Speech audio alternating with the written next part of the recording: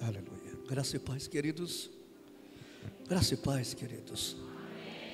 Mais uma vez eu sou grato ao Senhor Deus por me proporcionar a estar aqui com vocês, para junto podemos enaltecer, glorificá-lo, magnificá-lo e exaltá-lo por tudo o que o nosso Deus Ele é. Nosso Deus é o começo, o meio e o fim, mas também é o caminho, a verdade e a vida. Tributamos louvores a esse Deus. Ele é único, Ele é todo nosso. Antes de começar a ministrar a palavra do Senhor, agradecer aqui ao pastor Arlen. Muito obrigado pela receptividade, por nos ter otorgado a essa grande responsabilidade, e dizer que sou grato a Deus pela tua amizade. E se eu morasse aqui na cidade, eu teria a maior alegria de poder assentar aí e ser pastoreado pelo Senhor, um exemplo de homem, uma vida ilibada. Sou a sua esposa, então eu estou muito feliz de estar aqui com vocês. Vocês têm um pastor nota 10. Se você puder, aplauda o Senhor pela vida do nosso pastor.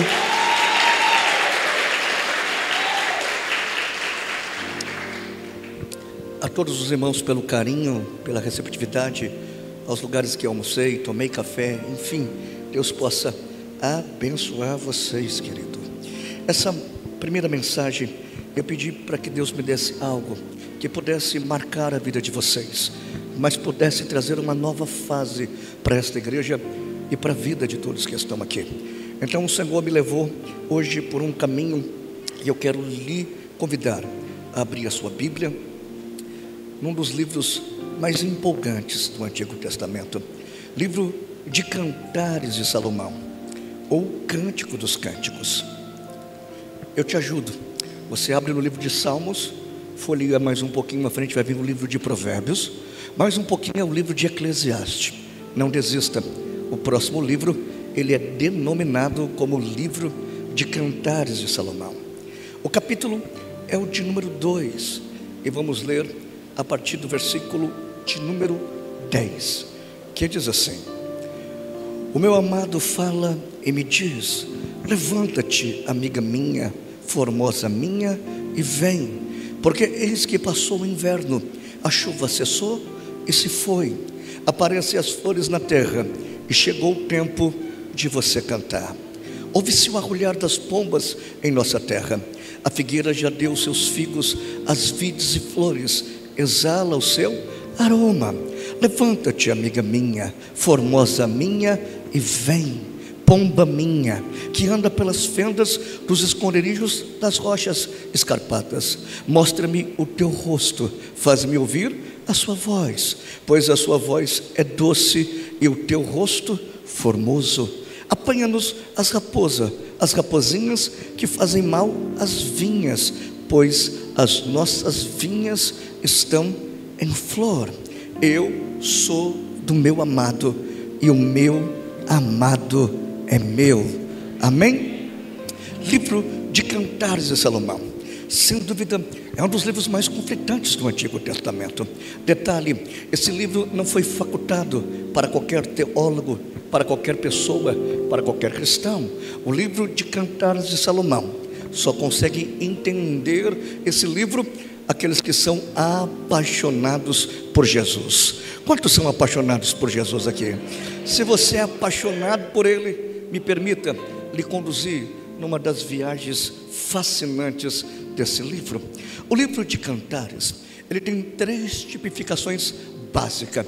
A primeira, ele conta a história de um Deus que criou todas as coisas, mas criou algo diferenciado de toda a sua criação.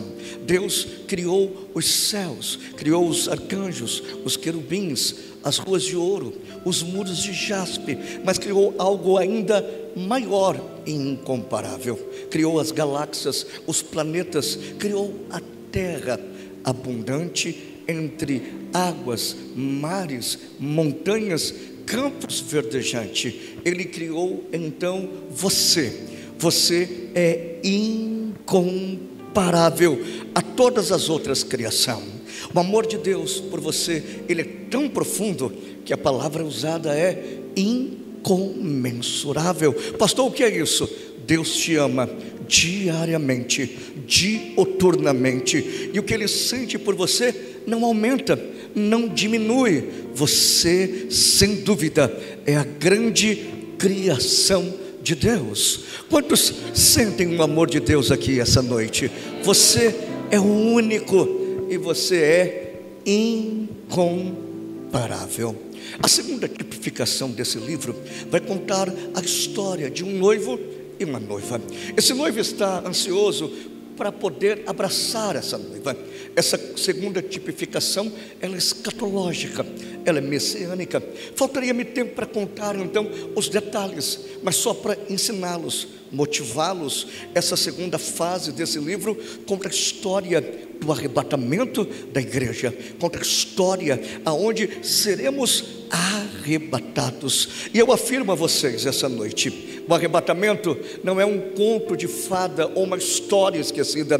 O arrebatamento é a maior promessa que Jesus fez depois da ressurreição. A qualquer momento, a qualquer segundo, a qualquer instante, possamos ser arrebatados e seremos levados para estar com Cristo. Quantos acreditam ainda no arrebatamento da igreja? Quantos acreditam que o céu, sem dúvida, é a melhor de todas as escolhas? Você pode ficar aqui com os seus bens, ou se preferir, você pode estar com Ele para viver toda a eternidade. O céu é o maior presente do Pai para os filhos que o amam. Agora, a terceira tipificação desse livro é a história que eu quero lhe contar. A gente vai caminhar por ela, serão algumas ruas, algumas avenidas, e talvez em uma dessas esquinas do livro de Cantares, Deus vai puxar você e vai lhe dar a palavra que você precisa para esse ano. Essa terceira tipificação vai contar a história de uma moça. Essa moça, ela chama Sulamita, era uma camponesa que vivia em um período de dificuldade. Essa jovem era uma jovem que era escravizada pelos próprios tutores. Aqueles que diziam que a amava, então escravizaram essa jovem. Para que você possa entender esse contexto, precisamos entender a cultura da época. Quando a mocinha, a menina, fazia os seus 15, 16 anos, o pai não dava uma festa de debutante, como damos aqui no Brasil, ou um iPhone para ela. Ou nos Estados Unidos, aos 15 anos, compramos uma Mercedes, uma BMW, e damos para a mocinha dirigir, porque aos 15 anos lá, a mocinha pode tirar a carteira e andar então para todos os lugares e ir para a escola. No tempo antigo, quando a mocinha tinha essa idade, os pais que trabalhavam em vinha colocavam elas para poder ali trabalhar, davam elas a responsabilidade de pisar a uva no lagar e colher a uva. Por quê, pastor? Porque as mulheres, elas têm a capacidade de fazer tudo com maior habilidade, são perfeccionistas, são detalhistas, e o que o homem faz, a mulher consegue fazer melhor. De fato, nesse tempo, as mocinhas conseguiam então tomar conta das vinhas, pisando a uva no lagar. Só que essa moça era diferente, ela tinha uma graça diferente. A vinha do pai não era uma vinha conhecida, não era uma vinha que empolgava os vizinhos, era uma vinha normal. Mas a moça começa a trabalhar, a pisar aquela uva no lagar, e consegue colocar a vinha do pai em destaque, porque o primeiro vinho que ela prepara é tão bom, mas tão bom, que alcança a realeza, alcança as pessoas de um nível maior, pessoas de um poder financeiro ainda maior. Então esse vinho faz sucesso. O segundo era mais paupérrimo, e a população tem acesso a ele, porque na cultura antiga, tomar vinho é igual tomamos Coca-Cola hoje. Mas ela consegue ainda desenvolver um terceiro produto, que é uma espécie agora de um protetor solar. Era o vinagre que saía, e ela descobre que ao passar na pele, ao passar então por causa do sol lacejante do deserto, aquilo dava então a cicatrização da queimadura, ou protegia do sol intenso. Ela consegue pegar essas três especiarias e levar ao mais profundo nível do tempo antigo. Todos conhecem a vinha do pai, e a vinha do pai enriquece De fato que naquele tempo a moça se destaca por levar o pai à riqueza, mas ela tinha outros irmãos, e a história então diz que o pai coloca ela para trabalhar para os outros irmãos. Imagina, ela vai trabalhar em mais 6 vinharais, e os 6 vinharais ela faz todos prosperarem.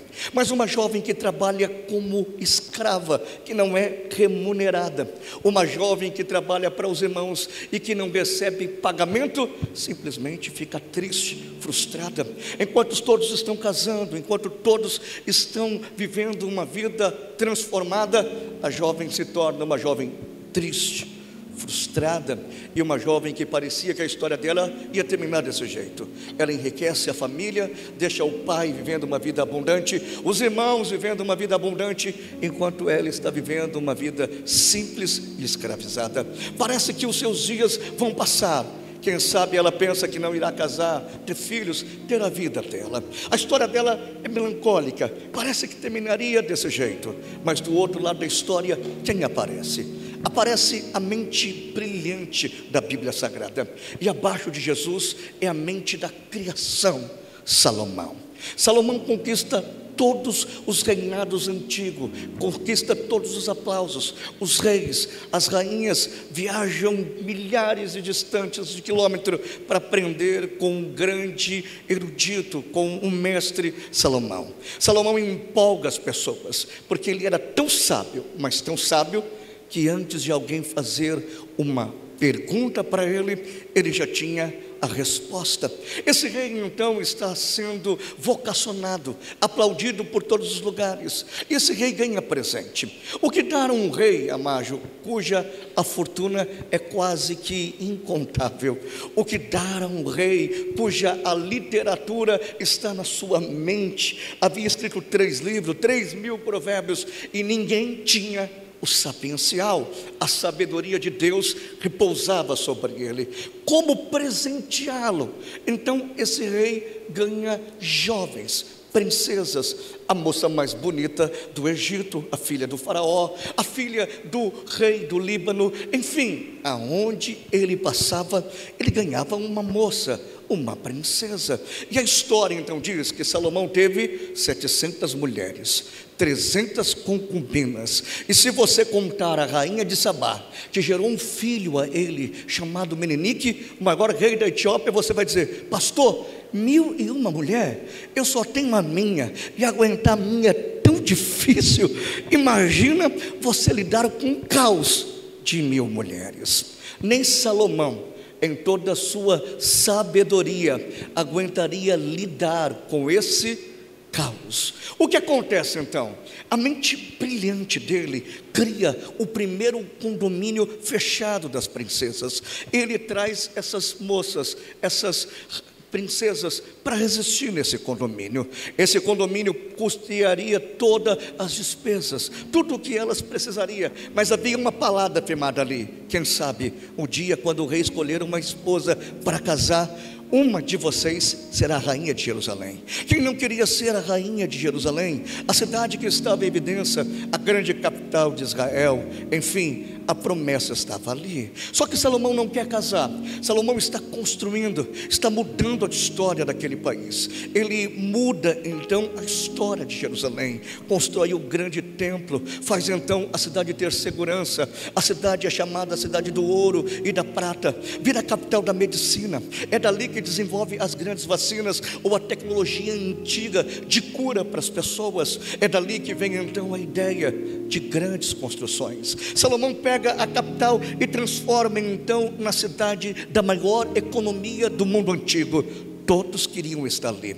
As pessoas queriam pular o muro para viver lá dentro, porque era a cidade que prosperava todos. A cidade tinha tudo, um templo cuja glória de Deus se manifestava, e o sacerdote não conseguia ficar de pé. A presença de Deus que estava no campo, e as pessoas sentiam Shekinah, a presença serena de Deus. Mas faltava algo para dar então a beleza naquele lugar. Faltava uma rainha. Jerusalém não tinha rainha. Então, imagine comigo, Salomão, ele era apaixonado pelo botânico, ele era um mestre do botânico, ele é apaixonado pelas rosas, pelas flores. Se você quisesse ser amiga de Salomão no tempo antigo, era só levar uma especiaria de uma flor ou de uma planta e ele colocaria no seu jardim. Ele cria o maior jardim da história. O templo que ele fez demorou 7 anos, mas os seus jardins, ele empenhou 14 anos da sua vida construindo os maiores jardins da história. Ele era apaixonado, ele era o pastor das flores. E um dia, ele subindo as montanhas, ele dá uma olhada e vê que Jerusalém está vivendo a melhor de todas as fases. A engrenagem está perfeita, tudo está caminhando para um período de muito sucesso, de muita paz, de muito network com outros países. É a cidade imitada, todos adoram a Deus. Uau, morar em Jerusalém era ter então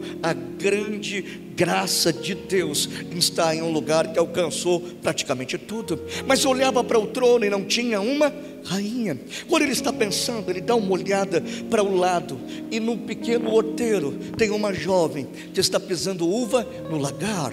Ele dá uma olhada e diz que a cor da pele da jovem chamou a atenção dele.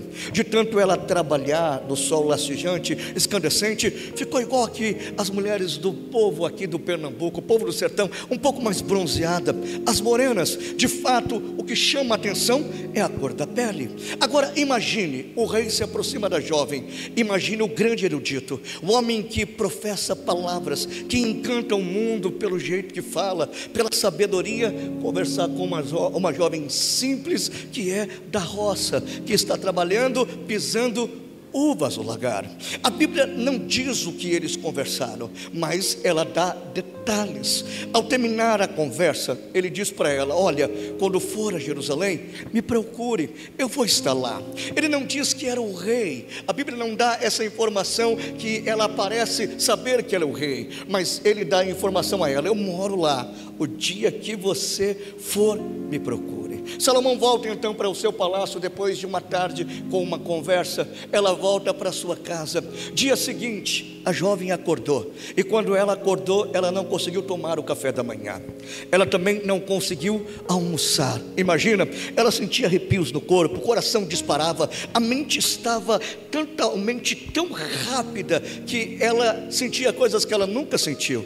Ei, pastor, ela está com Covid? Ela está doente? Não, ela recebeu o maior dom que Deus só deu aos seres humanos: o poder de amar, o poder de se apaixonar, o poder de ter ou desejar alguém estar ao seu lado. Ela sentiu o que o pastor Arlen sentiu quando conheceu a esposa dele. Ele não tinha R$1, mas quando ela sorriu, ele se sentiu o homem mais bonito e mais privilegiado. Ela sentiu o que você sentiu quando conheceu o teu esposo, a tua esposa, o teu namorado. E aqueles que são desprovidos de beleza, o amor faz a gente sentir lindo, amado. Imagina, ela está apaixonada, ela está com o coração disparado. A Bíblia então diz que ela espera o seu amado, mas ele era o rei, tem tantas coisas para poder fazer, e ela espera duramente ele aparecer novamente, e ele não aparece. Aquilo causa um conflito. Ela entra em desespero e ela começa a sofrer. No meio do sofrimento, ela descobre um talento, que é o mesmo dom que Deus deu a Salomão. Salomão, ele é o grande poeta da Bíblia. Escreveu 3.000 provérbios, escreveu poesias e cantares, inspirou o mundo através das suas poesias. E ela é a poetisa do amor. No meio da melancolia, no meio da tristeza, ela escreve versos de amor, e ela sente saudade.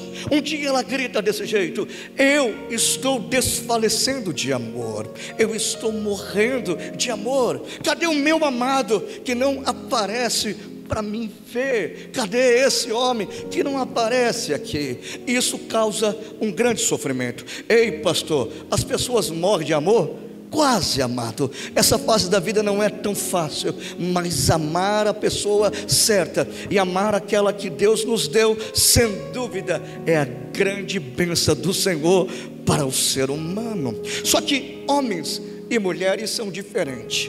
Homens e mulheres amam diferente. A jovem toma uma decisão: eu vou até Jerusalém, e eu vou procurar o meu amado, e eu vou expressar tudo o que eu sinto por ele. Imagina, corajosa, ela desce as montanhas e ela sai atrás do seu amado. A Bíblia então conta que ela vai pelas vizinhanças e diz: ei, vocês não viram meu amado? Ele é assim, desse jeito, tem uma voz bonita igual do pastor Lincoln Marcos. E alguém diz: não vimos o seu amado. Só que a jovem não desiste, ela rodeia a cidade o segundo dia, o terceiro dia, o quarto dia, o quinto dia, uau, e sai procurando o seu amado. Se fosse um homem, teria desistido no primeiro dia e teria falado: é livramento de Deus.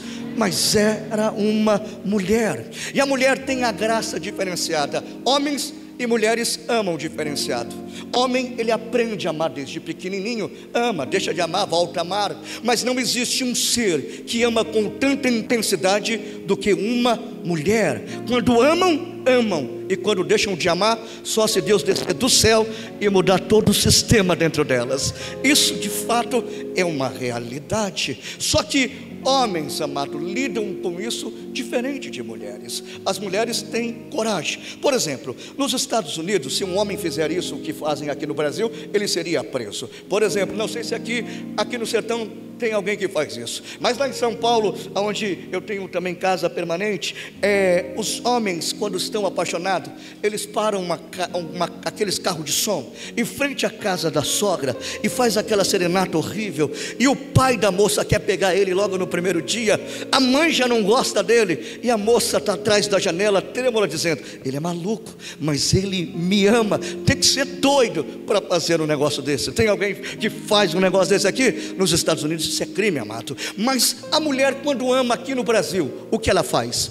Ela atravessa o Oceano Atlântico com 2 montanhas em cima dela. A família diz: não vai dar certo, você é doida, você é maluca. Mas parece que ela é surda e muda, e uma locomotiva sem freio. Ela prefere se frustrar, mas ir com uma intensidade, do que não tentar. Homens e mulheres são assim. De fato, a jovem vai atrás de Salomão. Quinta volta parou? Não, ela rodeia a 6ª volta, a 7ª. Então a Bíblia diz que ela não acha o seu amado, e ela volta para casa triste, abatida, porque não encontrou o amado. Enquanto ela está indo embora, está indo para casa, Salomão tem um relapso de sabedoria, amado, e ele decide o seguinte: ele chama a sua ama e diz para a sua ama: olha, vai lá na casa do condomínio fechado das princesas e traga uma moça bonita, atraente, que quem sabe eu possa me apaixonar e casar. Seja justa na escolha. A ama vai, e quando a ama volta, a ama não volta com uma moça. É a Bíblia em Cantares, não é uma teologia moderna. Ela volta com 80 moças reais e 60 princesas, 140 mulheres. Uau! Imaginou 140 mulheres, amado, dentro de um palácio. Salomão então olha para aquelas mulheres, e nenhuma daquelas mulheres faz o seu coração balançar. Então ele toma uma decisão. Ele diz que seria o dia do seu casamento. As moças, por ser vaidosas, vão brigar pelos vestidos, pela maquiagem. E se você acha que a sua esposa é vaidosa, deixa eu só te ensinar uma coisa, amado. Cleópatra, aos 37 anos, ela revolucionou o Egito. Era médica e criou então o que a gente diz hoje a vaidade das mulheres. Foi ela que criou o batom, foi ela que criou a maquiagem, porque na mensagem dela, uma mulher bonita, uma mulher que se sente atraente, é uma mulher que pode fazer um lar feliz. Quando a sua esposa, a sua filha usa o seu cartão, ela está fazendo você feliz. Então deixa essa mulher usar o seu cartão de crédito, deixa essa moça se cuidar, porque uma mulher feliz faz uma casa feliz. Vou precisar de 2 homens para me proteger dos homens quando chegar lá fora. De fato, amado, as moças estão brigando pela beleza. E o que ele faz? Ele pega a carruagem que ele ganhou do faraó. Então cabe 2 pessoas, 8 soldados para poder levantar, uma infantaria de 50 homens, e sobe até as montanhas. Lá em cima ele pergunta: onde mora a sulamita? Então alguém diz: naquela fazenda, naquela casa ali. Ao chegar lá, imagina, o pai, a mãe, os irmãos se curvam diante do rei. E o rei pergunta: onde está a jovem Sulamita? E o pai diz: olha, ela ficou sumida por alguns dias. Entrou dentro do quarto, fechou a porta e não quer abrir para ninguém. Uau! Salomão vai até lá. Agora imagina a cena: homens que são homens de verdade, eles não se apaixonam pela bolsa. Homem não liga para a sandália de mulher, para o brinco que ela usa. Homem não é detalhista. Homem, ele é visual. Ele olhou de cima embaixo, gostou. O bobão se apaixona em 3 segundos, amado. É automático. Enquanto o homem, ele é visual, 95% das mulheres se apaixona por aquilo que ela ouve. Então, quando você vê um homem desprovido de beleza e uma mulher bonita, talvez ele não tenha tanto dinheiro que você pensa. Talvez ele seja bom de papo, amado. Ele tem um bom, como diz os irmãos carioca, chaveco. Olha só, eu vendo as irmãs cutucar aqui o varão, dizendo: eu caí no seu papo. Que dinheiro você não tem e tu não é nem bonito. Olha só, eita só, ele é bom de papo, bom de conversa. Agora imagina, um homem que é bom de conversa, bom de papo, escritor, o grande erudito, bate na porta. Quando ele chama, ela reconhece a sua voz e ela vai até ele. Quando chega, ela abre a porta. O grande mestre fica em silêncio e as palavras parecem que somem. Imagine a mente humana com um processador rápido. Imagine agora um computador de última geração que tem o poder de criar tantas coisas. A IA antiga, amado, dentro dele, parada, travada. De repente ele olha para ela e o que ele vai dizer é algo extraordinário. Olha o que ele diz para ela: ei, amiga minha, levanta-te, levanta-te, porque eis que passou o inverno, cessou-se a chuva e se foi, aparecem as flores na terra e chegou o tempo de você cantar. Não é tempo de figo, mas a figueira começam a produzir os figos, as vides e flores exala o seu aroma. Levanta-te, querida minha, formosa minha, e vem, pomba minha, que anda pelas fendas dos esconderijos das rochas escarpadas. Mostra-me o teu rosto, faze-me ouvir a sua voz, porque a sua voz é doce e o teu rosto formoso. Apanham-nos as raposinhas que fazem mal às vinhas, pois as nossas vinhas florescerão.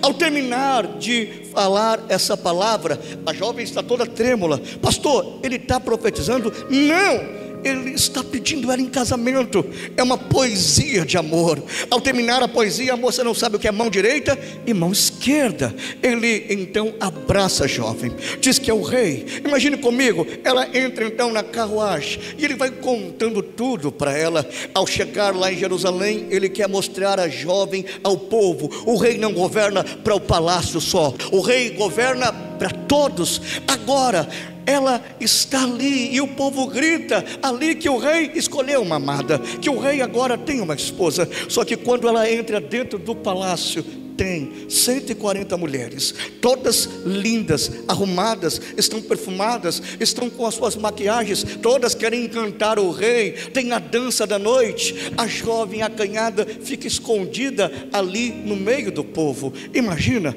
no meio daquela mulherada.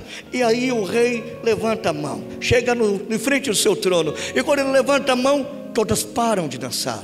A música para, o vinho para. Ele diz: cadê você, Sulamita? Vem aqui, porque o que eu vou te dizer, eu nunca disse a nenhuma dessas mulheres. Então o rei quebra tudo e diz: as muitas águas não poderiam apagar esse amor, nem os rios afogá-los. Ainda que todo mundo desse todos os tesouros por esse amor, eu desprezaria. Salomão, ele agora descobre o que vale mais do que o dinheiro: a família. O que vale mais do que os bens que podemos administrar: a família. Não tem nada mais importante do que a família. Ele agora dança com a jovem e ela canta dizendo: eu sou do meu amado e o meu amado é meu. Essa história história do livro de Cantares de Salomão, a jovem escravizada, a jovem simples do campo, que passou por 1000 mulheres, assentou no trono de Jerusalém, se tornou a rainha de destaque, dividiu um livro de amor com o próprio Salomão e entrou na história para te motivar, para te empolgar, que o nosso Deus cria histórias que nem os roteiristas de filmes de Hollywood são capazes de criar, que o nosso Deus cria histórias que no começo parece que não vai dar certo, que no meio da história parece que você vai retroceder, mas que o final dela é deslumbrante, que o final dela é poderoso. Ei, pastor, linda história. Vou até para os Estados Unidos passear na Disney e fazer a segunda lua de mel. Os que estão solteiros querem casar, mas o que tem a ver nesse momento de imersos? O que isso significa para a gente? Porque agora o Senhor trouxe essa mensagem. Deixa eu lhe trazer a imersão desse texto e desse contexto e aplicar sobre a sua vida. Quer ver? Quantos aqui hoje são apaixonados por Jesus? Quantos aqui hoje são a noiva do Cordeiro? Cadê a noiva do Cordeiro? Você é a noiva do Cordeiro? Uau, você é sulamita. Você não é apaixonada por Jesus, você não é apaixonado por Ele. Você vem para a igreja desde sexta-feira 2 cultos, ontem 2 cultos, hoje 2 cultos. Ei, para estar todos esses dias aqui, tem que ser apaixonado por Jesus.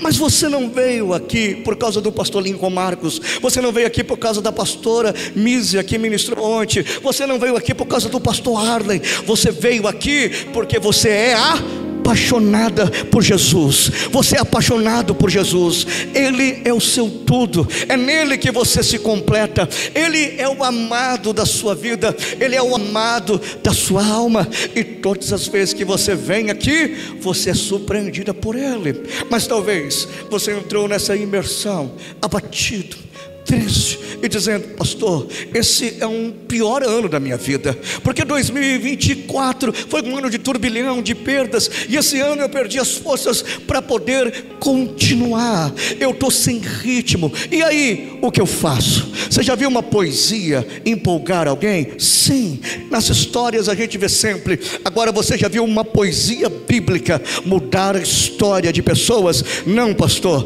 Deus te trouxe aqui essa noite para liberar uma palavra poética e profética. Deus lhe trouxe aqui essa noite para mudar a sua história. Levante a sua mão para poder receber. Olha o que Ele diz para você assim: ei, amiga minha, ei, amigo meu, levanta-te, levanta-te, porque eis que passou o inverno. Sabe essa luta, sabe essa depressão, sabe essa crise financeira, sabe essa traição, sabe esse momento que todos te abandonaram, sabe esse momento de tristeza profunda, onde você chora de madrugada e ninguém te vê, e você chora debaixo do chuveiro, e você procura alguém para poder te abraçar e você não tem ninguém. Sabe esse momento que você deseja a morte, que nada parece que preenche a sua alma? Deus te trouxe aqui para te dizer: esse inverno termina hoje na sua vida. Essa noite, essa prova acaba na sua vida. Ei, levante as mãos. Olha o que Ele diz: a tempestade cessa, para, e aparece um novo tempo. Sabe esse furacão que você pensou que ia acabar com a tua casa, acabar com a tua vida, te tirar do foco? Ele diz: ei, a tempestade acaba essa noite. Essa luta, ela para agora. Por quê? O inverno passa, as flores aparecem e chegou um novo tempo. Esse tempo é um tempo de você cantar, é um tempo de você glorificar, é um tempo das coisas acontecerem. É o seu tempo, é o seu momento, a sua hora chegou. Deus estabelece um novo período na sua vida. A poesia não terminou. Levante as mãos. Enquanto você levanta a mão, você está recebendo. Olha o que diz a poesia: não é tempo de figo, mas os figos serão produzidos. Figo na Bíblia é alegria. Não é tempo de alegria no país que estamos vivendo hoje, mas fora do tempo Deus vai trazer alegria sobre a sua casa. Ele não depende de governo, não depende de homens e mulheres para mudar a sua história e para te preencher de alegria. Ei, pomba minha, que andava pelos penhascos, que andava pelas fendas escarpadas das rochas. Ei, amiga minha, que pensava que era o seu fim. Ei, amado meu, que quer desistir da família, que quer desistir do ministério, que quer desistir da igreja, que quer desistir do casamento, que quer desistir da vida. Eu entendo, a vida é bruta e às vezes a gente se perde nela. É muito bom quando a gente tem alguém para poder nos empolgar, nos inspirar, nos empurrar, mas na maioria das vezes estamos sozinhos. E sabe o que Deus diz para você? Ele sabe que você está machucada, machucado. Ele sabe que você está machucado e sem forças, e Ele diz: eu estou cuidando de você. Ei, amiga minha, as raposinhas estão destruindo as vinhas. O que é isso? O Brasil está vivendo hoje a maior tragédia da história das famílias. Vinhas são a família, raposa o demônio. Satanás está destruindo as famílias, está destruindo as casas, está destruindo as pessoas. Mas Deus te trouxe aqui nos imersos para dizer a você que a sua família Ele vai proteger, que a sua família Ele vai guardar, que a sua família ninguém vai tocar, que a sua família Ele coloca as mãos e ninguém toca no bem mais valioso que Deus está te dando. Se você recebe essa poesia, diga glória, diga aleluia e aplauda o Senhor.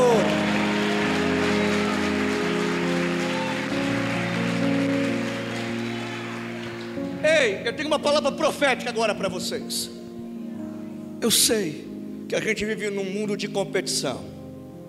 A gente olha e diz: pastor, é muita gente boa na nossa frente, é muita gente com maior capacidade, tanta gente mais bonita do que a gente, tanta gente com curso superior, com mestrado, doutorado, tanta gente que nasceu com um conhecimento diferente, que a família tem influência. E aí, como que eu vou chegar na promessa? Ei, pode ter 140 pessoas mais intelectual, mais bem provida, com visões maiores, pode ser o Einstein da vida, mas sabe por que você vai chegar aonde Deus te prometeu? Você pode morar na casinha mais simples dessa cidade, você pode viver a vida mais simples aqui do sertão, aqui do Pernambuco, mas eu digo para você, você tem algo que eles não têm. O quê? A promessa. Quem te fez a promessa foi Deus. Quem te disse que te levaria a lugares, quem te disse que te colocaria em lugares, quem disse que essa igreja cresceria, foi Deus. A promessa vai se cumprir.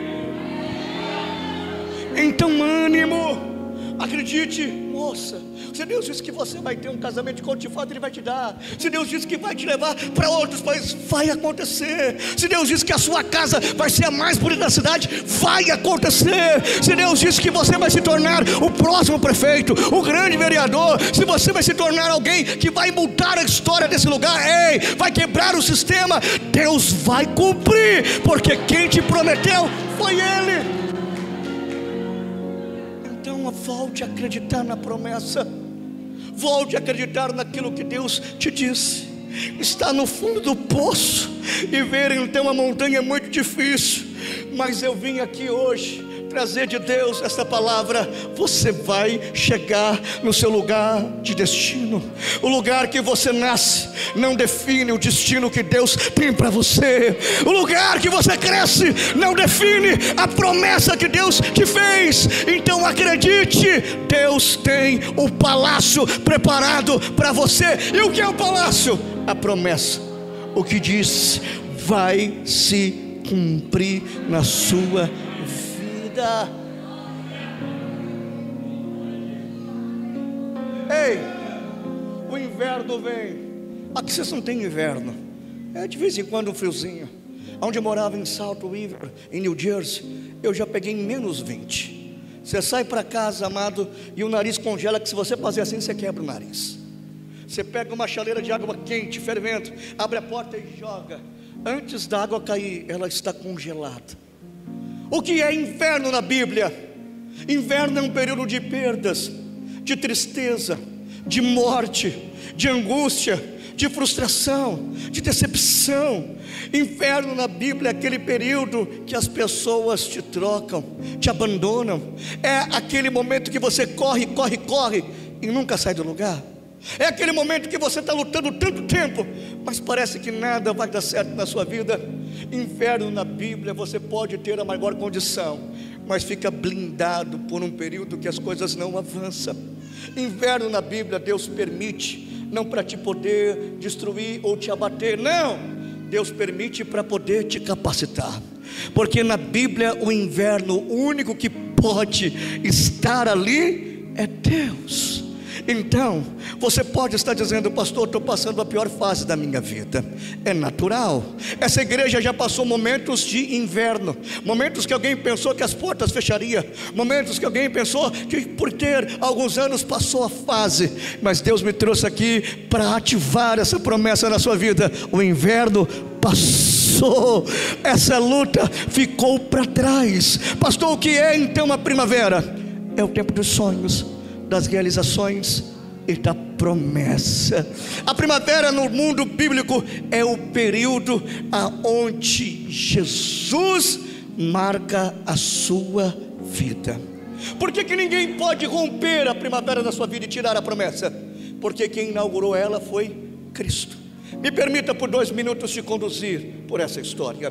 Jesus, ele está com os seus discípulos naquele momento de ceia. Você lembra? Judas sai para poder traí-lo. E o que ele faz? Ele vai até o jardim do Getsemane. Ele sobe com 3 discípulos e deixa 8 no pé da montanha. É um dos lugares que, quando estou em Israel, eu gosto de estar com aquelas oliveiras que têm quase 4.000 anos de idade. Imagina, uma delas Jesus estava abraçado. Agora, naquele jardim, Jesus começa a sofrer, a transpirar gotas de sangue. Ele carregaria a cruz por você. Ao descer, ele agora se entrega para poupar a vida dos discípulos, mas é levado em alguns tribunais e todos o condenam. Caifás, Sinédrio, Herodes, Pilatos. O júri popular gritava: solte Barrabás, crucifique a Jesus. Jesus então é condenado, vai sofrer algozes, dores terríveis. E se você não sabe, antes da crucificação ele foi surrado. Jesus então toma 39 chibatadas com chicote romano. O chicote romano tinha 1,80 m de comprimento e só 1,20 m era tira de couro. Entre as tiras de couro, bolinhas de chumbo, ossos de carneiro e ainda por cima pregos. Ele com 39 chibatadas tem mais de 400 cortes pelo corpo todo e fica desfigurado.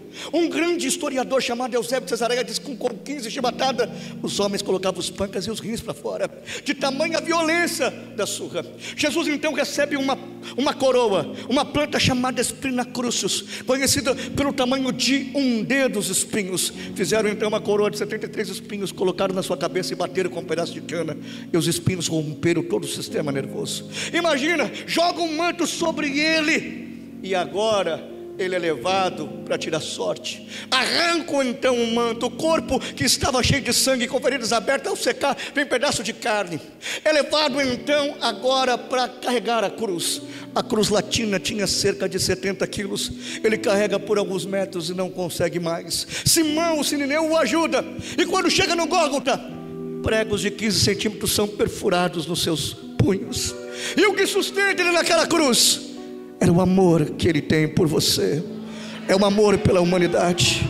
Os pregos pregados nos pés e nas mãos não tinham a capacidade de sustentá-lo, mas o amor que ele sentia por você o fez continuar. Naquele exato momento, Jesus falece. Alguém pensa que Deus esqueceu da humanidade? Não, ele mandou alguns sinais para mostrar que ele era Deus. Primeiro, os céus, amado, entram em eclipse, a escuridão. O sol se veste com uma capa preta.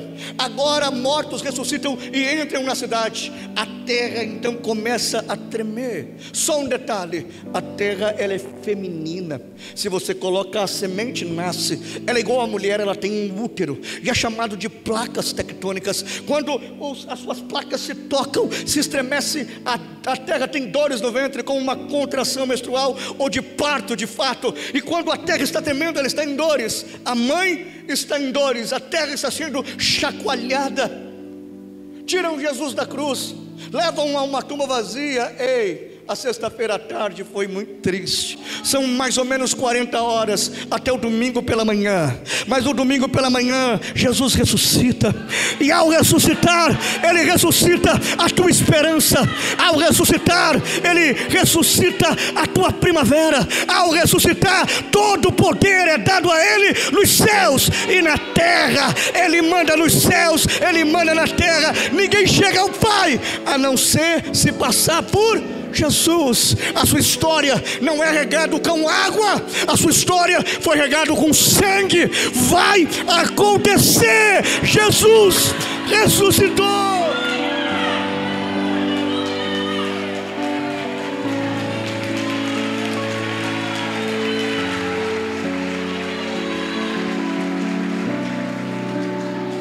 Se coloque de pé comigo, por favor. Se coloque de pé.